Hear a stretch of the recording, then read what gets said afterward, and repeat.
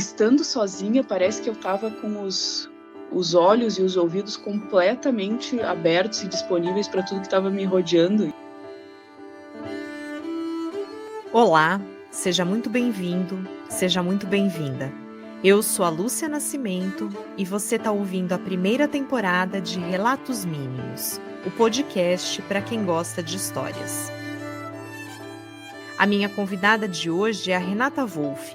A Renata é gaúcha, escritora e foi finalista do Prêmio Jabuti 2016 com o livro de contos Fim de Festa. Bem-vinda, Renata, eu tô super feliz de conversar com você hoje. E eu queria começar esse episódio de um jeito um pouquinho diferente, contando uma anedota minha. Porque eu tenho uma coisa, assim, uma mania de contar. E eu não tô falando de contar histórias, ou não só, né? Quando eu tô distraída, de repente eu me pego contando a quantidade de objetos num ambiente, ou as partes desse objeto.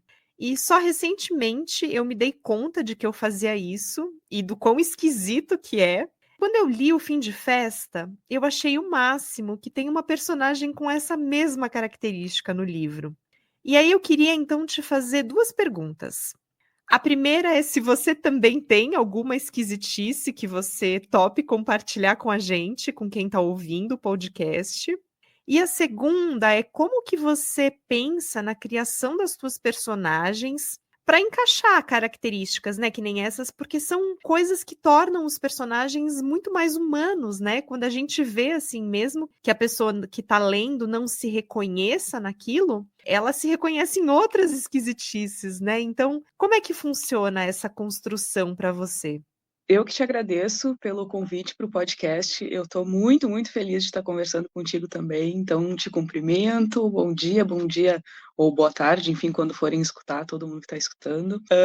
Eu adorei essa pergunta, porque eu fiquei aqui me lembrando que eu nunca tive nada de contar especificamente, assim, né, de enumerar coisas e tal, mas agora que tu mencionou isso, eu me lembro que eu acho que eu tive de pequena alguma coisa com observar e reconhecer padrões. Então, eu me lembro, por exemplo, de olhar muito para azulejos que tinha na parede de casa e ficar vendo com que frequência uma forma se repetia, porque, né, tinha vários padrões que se repetiam periodicamente, então eu ficava vendo qual era essa periodicidade, enfim, ficava remontando eles na minha cabeça. Então, eu não tive nada de contar, mas eu tive isso de... Eu não sei se isso nos acalmava, será que era uma coisa de crianças ansiosas, assim, talvez, mas eu não sei, para mim eu associo a isso, a qualquer coisa que te ordena, te ajuda a ordenar os pensamentos, talvez te tirar de um pensamento mais ansioso, assim. E, bom, sobre a construção de personagens, esses detalhes que eu coloco, ou tento colocar, enfim, nas personagens, eu considero isso mais interessante e mais ilustrativo da personalidade daquela personagem, para quem tá lendo, do que um adjetivo genérico. Eu não acho que aquilo iluminaria tanto, não explodiria tanto, assim, na mente de quem tá lendo. Então, por exemplo, essa personagem que conta no Fim de Festa, que tem essa pequena mania, assim, de contagem, que é a Raquel, eu poderia chegar no primeiro parágrafo que ela aparece no texto e descrever ela como Raquel era uma pessoa ansiosa que recorria a alguns recursos. Eu não sei se essa descrição é tão interessante, assim, eu não sei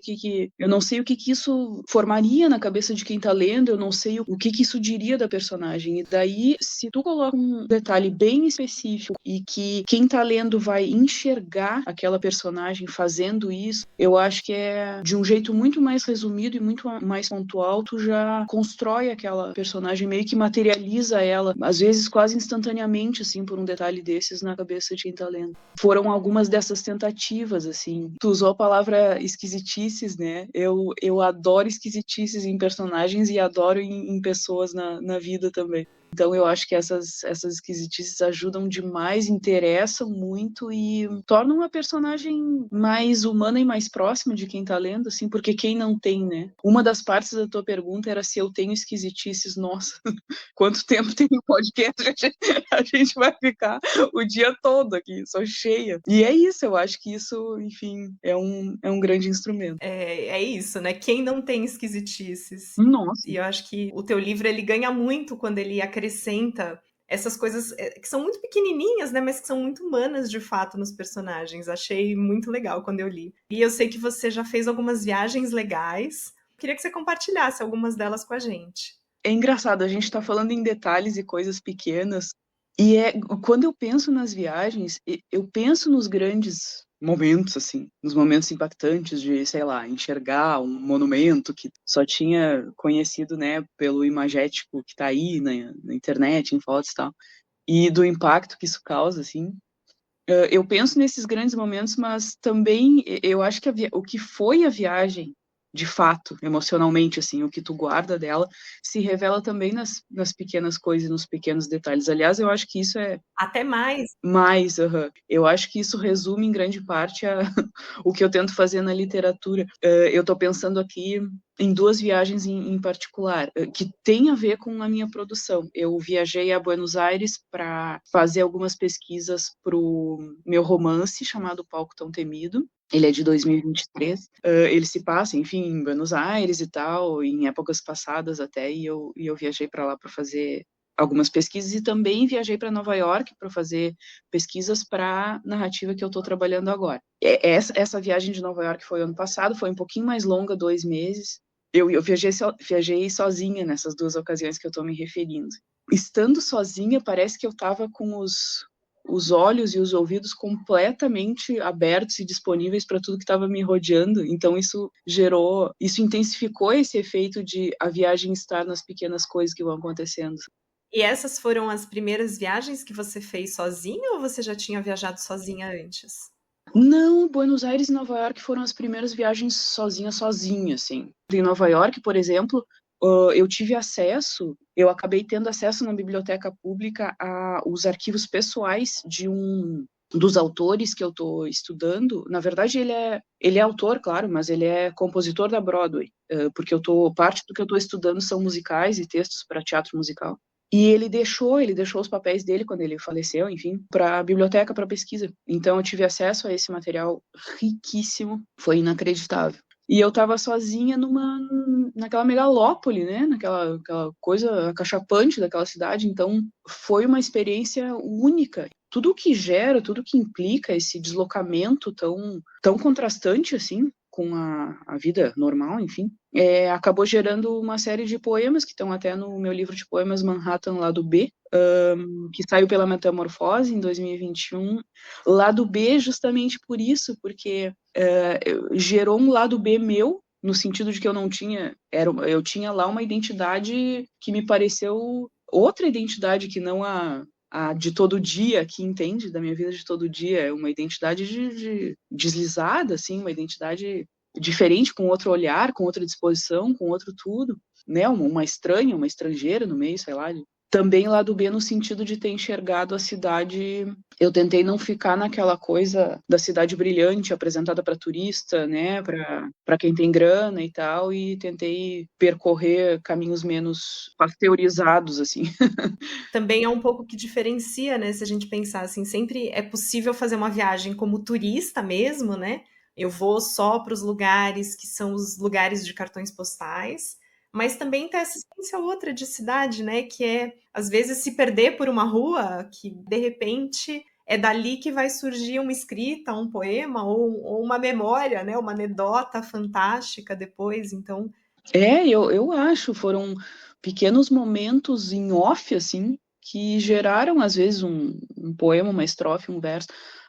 Me lembro de sei lá, uma viagem de metrô, acho que era madrugada já, que o cara que estava sentado na minha frente, do nada tirou, não sei de onde, de bolso, de manga, não sei, tirou um baralho e começou a fazer truques de cartas, assim. eu sei de uma outra história também tua, que eu não tenho certeza se foi nessa viagem de Nova York, mas que rende uma anedota interessante, que é aquela de que você tá a uma pessoa de conexão, né, de distância da Lady Gaga. Essa não tem a ver com viagem, foi aqui em Porto Alegre mesmo. Eu adoro assistir um reality que se chama RuPaul's Drag Race, que é uma competição de drag queens, apresentada pelo RuPaul. É estadunidense, né? Um programa estadunidense. Eu e meu namorado, a gente assiste demais, acompanhamos tudo. Algumas dessas drag queens desse programa, de vez em quando fazem turnê pelo Brasil e de vez em quando incluem Porto Alegre. Um desses shows que a gente foi ver de drag queens do RuPaul, a gente conseguiu conhecer ela antes do show, então não só assistimos o show, abraçamos, tiramos foto, conversamos um pouquinho, né? E o nome dela é Sasha Velour. E a Sasha Velour, na temporada dela do RuPaul Drag Race, a convidada especial naquele reality, naquele episódio do reality da temporada dela, foi a Lady Gaga. Então todas as drag queens daquela temporada conheceram em pessoa a Lady Gaga, ela foi lá, conversou com todas. Então quando eu penso nisso e na Sasha Velour, eu me lembro que eu tô a 1 grau de separação da Lady Gaga. Sabe aquela coisa dos graus de separação? Tipo, qualquer pessoa do mundo tá no máximo 6 graus de separação de outra, aquela meio que lenda urbana e tal. Então, se isso de fato pode ser contado assim, eu tô a 1 grau da Lady Gaga, tem só a Sasha Velour entre nós. Isso é um motivo de orgulho pra mim. Se você está gostando desse episódio, que tal ajudar a gente a produzir os próximos? Você pode fazer isso contando do programa para os amigos e para as amigas, curtindo e compartilhando as nossas postagens no Instagram e no Facebook, seguindo a nossa newsletter no Substack e acompanhando os vídeos no nosso canal no YouTube. Mas também pode ir lá em relatosminimos.com e fazer uma contribuição, ou melhor ainda, uma assinatura. É rápido, simples e você pode escolher qualquer valor para contribuir. Quando você começa a escrita de um novo projeto, como é que funciona isso para você? Você planeja antes de escrever? Você deixa fluir? Como é que isso acontece? Ou é diferente cada vez? É diferente cada vez, sem dúvida. Já vamos começar por aí. Os contos, eu acho que eles fluem a partir de algum elemento, alguma ideia que eu tenho, geralmente imagética, assim, sabe? Me vem uma imagem na cabeça, ou eu vejo uma imagem assim, eu imagino uma cena, e a partir disso eu deixo, enfim, eu só construo o conto. Eu ia dizer deixo vir, mas deixar vir o conto às vezes pode soar meio místico, e eu não vou muito pro lado místico na criação. Então vamos dizer assim, eu construo o conto a partir de uma determinada imagem ou cena, geralmente. É bem visual o meu processo do conto nesse sentido. Então, o conto é mais fluido. O romance, esse meu romance, O Palco Tão Temido, enfim, meu único romance até o momento, ele foi bem planejadinho. Até porque ele era a dissertação do mestrado, né? Então, foi uma escrita muito mais... Ela teve que ser super pensada, super estruturada, super isso, super aquilo, porque era também um trabalho acadêmico, né? Ele foi super planejado, cena por cena. Antes de começar, planejei tudo, toda a linha do tempo, tudo... Todas as cenas, cena por cena, tipo uma escaleta, assim, de roteiro. Então, cena por cena, tava lá o que ia acontecer. Então, esse foi bem planejadinho. Daí, quando chegou a parte da escrita, era a execução mesmo. Não era tanto a criação quanto a execução do que já estava criado. Esse processo nasceu mais da necessidade do que da escolha por gosto, assim, sabe? Esse meio de criar o romance. Então, se tua pergunta for o que eu prefiro, eu acho que eu prefiro uma coisa um pouquinho mais intuitiva, talvez de uma descoberta ao longo da criação, assim. Talvez seja um pouquinho mais instigante para quem está escrevendo. Agora, claro, o planejamento, eu não tô dizendo que não tô menosprezando o planejamento. Mesmo o modo mais intuitivo, ele pressupõe um planejamento, nem que seja o planejamento que vai surgindo concomitantemente ao texto. Né? Existe um planejamento mental, nem que seja muito remoto, e a partir dele é que o texto vai nascendo. E eu acho interessante, não sei se para você funciona assim também, mas quando eu escrevo, algumas coisas elas vão mudando na história e na vida das personagens que eu não tinha, eu não conseguiria ter planejado antes. O planejamento, ele precisa ter um recorte para ter muita liberdade ao mesmo tempo, né? Senão ele fica mais travado para escrever. Não, sem dúvida. Executar um projeto totalmente fechado vira só isso, vira só uma execução, né? E também não vejo motivo para a gente se encalacrar em alguma coisa que talvez ao longo da escrita a gente veja que talvez não funcione tanto isso aqui, né? Então, essa questão das personagens, eu hesito um pouco em dizer, às vezes a gente escuta em algum lugar assim, a personagem me surpreendeu, né? Não sabia que a personagem ia fazer isso e de repente ela estava ali e eu não pude fazer nada. Não, é sempre a inteligência autoral né, que faz aquelas coisas. O personagem fez porque tu disse que ela estava fazendo.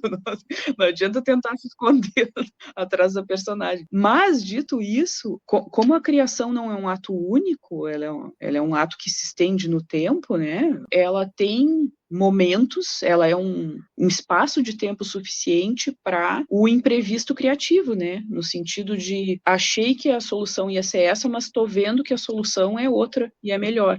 Então, isso que tu comentou da personagem, isso aconteceu no Palco Tão Temido, com uma personagem que, já com o projeto bem adiantado, eu me dei conta, vamos dizer assim, mas na verdade eu decidi, foi uma decisão autoral minha, que a personagem ia cometer um ato de traição com a sua amiga. No início eu não imaginei que fosse ela, enfim, acabou sendo a solução. De novo, eu não digo, a personagem me surpreendeu, não, talvez eu tenha surpreendido a narrativa. Se você está gostando dessa história, que tal se juntar ao nosso encontro de leituras, que acontece sempre na primeira quarta-feira de cada mês? No encontro virtual, a gente conversa sobre textos literários curtos a partir de um olhar feminista. Para saber mais, é só dar uma olhadinha na descrição do episódio ou no nosso site relatosmínimos.com. Eu queria te convidar também para conhecer o disco A Lado B, do Bruno Menegatti e do Gustavo Sarzi, os dois Calangos, que são os artistas da nossa trilha sonora. O link para o disco está na descrição do episódio. Escuta lá quando acabar a nossa história aqui.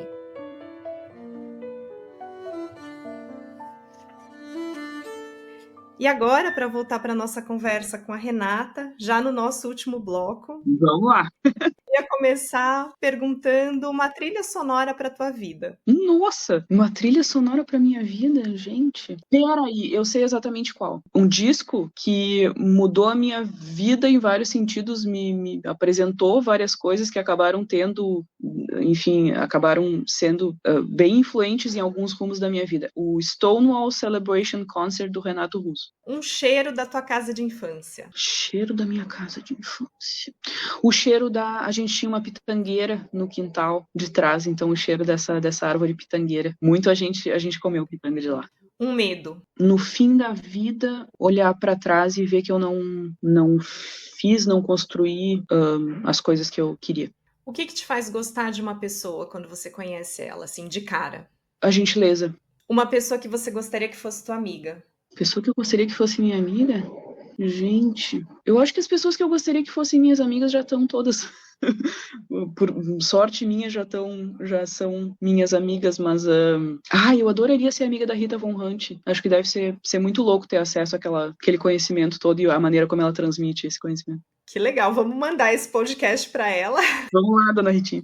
Você chora escrevendo? Pouco, mas já aconteceu. Eu tô me lembrando de uma ocasião, uma cena que, interessantemente, depois eu acabei nem utilizando, mas no momento, assim, que eu escrevi foi. Eu acho que a gente tem que ter um pouco de distanciamento em relação ao que a gente escreve, no sentido de, é claro que mexe com emoções, né? O ato criativo mexe com emoções, mas eu acho que a gente tem que ter um pouco de objetividade no sentido que só porque te fez chorar enquanto tu estava escrevendo não significa que esteja bom e nem que vá provocar essa emoção em quem está lendo. Então, tem isso, sabe? Eu chorei muito escrevendo isso aqui. Bom, não sei se adiantou muito para a qualidade do texto, mas já aconteceu uma vez.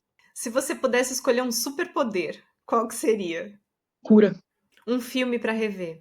Eu revejo muito, muito O Silêncio dos Inocentes. Olha. Acho um filmazaço com uma protagonista sensacional. E um livro para reler? O Grande Gatsby. E aí, para a gente encerrar, eu queria que você pensasse numa frase para deixar para uma Renata velhinha, quase como uma garrafa do tempo. Você vai colocar agora nesse podcast uma frase para Renata velhinha abrir lá na garrafa do tempo dela. Qual que seria essa frase? Gente, frase para Renata velhinha. Nossa, pegou fundo essa aí, mas olha, quem sabe só o seguinte. Quem diria, hein? Adorei. Adorei, Renata. Que legal. Que delícia que foi ouvir essas histórias. Brigadíssima por compartilhar. Não, eu que agradeço. Para quem ainda não leu a Renata, eu vou deixar aqui na descrição do episódio mais informações sobre as obras dela. Segue a gente também nas redes sociais. O Instagram da Renata é o @renatinhavolf com 2 Fs. Lúcia, muito obrigada, foi demais, eu adorei. Obrigada a todo mundo que escuta. Se você quiser saber mais sobre o projeto e sobre o meu trabalho, eu tô no Instagram como @relatos.mínimos e @lucianascimento.escritora. Você pode seguir a gente por lá e também na plataforma onde você está ouvindo esse episódio. Não esquece de avaliar o podcast no teu tocador de áudio preferido. Dá também para comentar nas nossas redes e compartilhar para mais gente ouvir. O podcast Relatos Mínimos foi idealizado, roteirizado e editado por mim, Lúcia Nascimento. A trilha sonora é do Gustavo Sarzi e do Bruno Menegatti, os 2 calangos. A música faz parte do disco A Lado B, disponível nas plataformas de áudio.